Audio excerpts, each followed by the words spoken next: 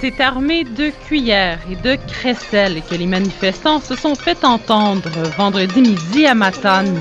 Ils dénoncent la fin des cours de francisation. Cette femme était inscrite à ces cours depuis 6 mois.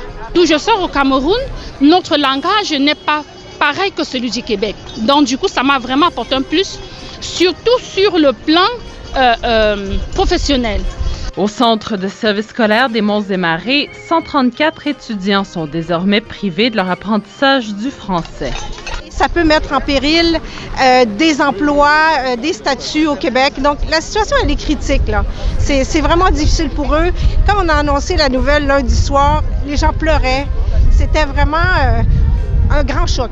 De leur côté, les 13 enseignants touchés seront redéployés vers d'autres tâches. Évidemment, on est triste de perdre notre emploi. On sera sans doute relocalisé. Mais avant tout, les grands perdants, ce sont les étudiants. De pouvoir aussi apprendre le français québécois, qui est un peu différent du français que nous, on a appris chez nous. Et puis aussi de pouvoir faire la socialisation, de pouvoir créer un cercle d'amis, de pouvoir aussi apprendre la culture québécoise. Au cours des dernières semaines, les fermetures de classes en francisation se sont multipliées dans la province. Malgré l'augmentation de la demande, Québec n'a pas bonifié les budgets et a plutôt imposé de nouvelles règles aux centres scolaires.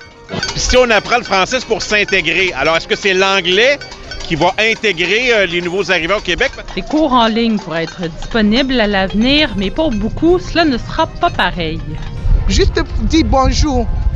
Quand tu le dis, même si tu ne le fais pas bien, à force de le dire avec les autres, ça va beaucoup mieux. Mais devant un ordinateur, je ne sais pas avec qui ils vont parler. Dans d'autres centres de service scolaire de l'Est, les cours cesseront progressivement d'ici la fin de l'année ou au début de l'année prochaine. Ici Stéphanie Rousseau, Radio-Canada, Matane.